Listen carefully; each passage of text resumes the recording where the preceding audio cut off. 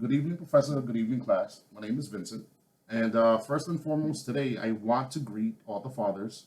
Happy Father's Day. And I hope everyone had a blessed celebration. I also want to greet all the single mothers who have the responsibility of playing both roles. And I commend you for all that you do. And I wish your family as well many blessings. With that aside, this week we read about partnerships and limited liability entities and tax implications attached when making such decisions are made to formalize them, right? Um, Choosing the right business structure is important to suit your needs. There are many tax consequences often attached or issues that can arise from business from this because of the type of entity that's in place. As we've learned this week, there are many consequences that can be extraordinary on a positive note or extremely dramatic on a negative note. If you have a business that does well, you can reap certain advantages, but if it fails, you can face many issues related with and to taxes, and possibly more than that. So ample consideration must always be taken when formalizing your business or partnership.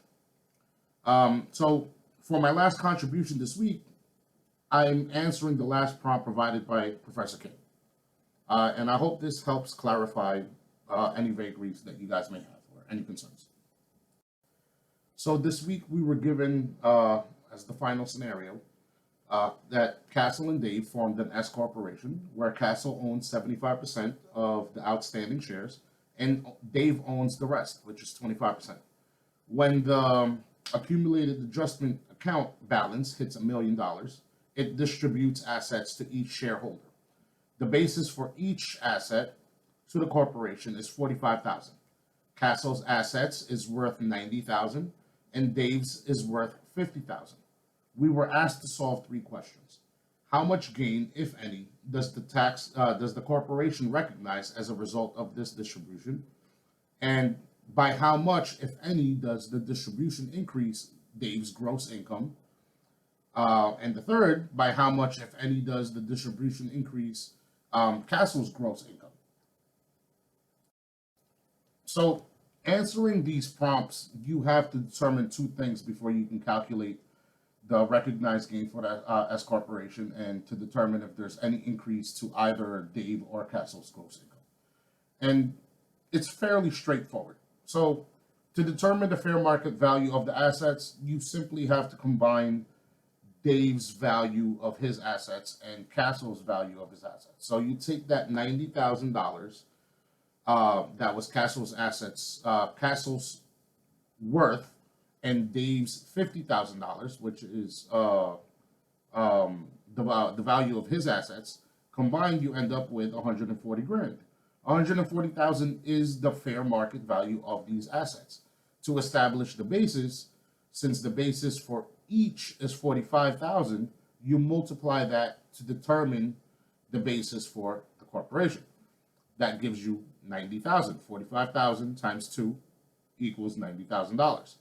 Now, to determine if there's to determine what the recognized gain is for the S corporation, you would simply take the fair market value of those assets and subtract the basis from it, which would give you $50,000. Now, to determine the increase to Dave's gross income, you would simply take the recognized gain of 50,000 and multiply it by his percentage of shares. His percentage of shares is 25%. So you take 50,000 times 25, which gives you a value of 12,500. That is the increase to Dave's gross income. The increase to Castle's income, you take the same necessary steps and you would take that recognized gain of 50,000 and multiply it by his amount of shares or his percentage of 75, and you would get $37,500. $37,500. Yeah. So I hope that helped clarify how you could calculate the distributions accordingly. And I hope this helped you. And thanks for allowing me to share. As always, I wish you guys all well and stay safe.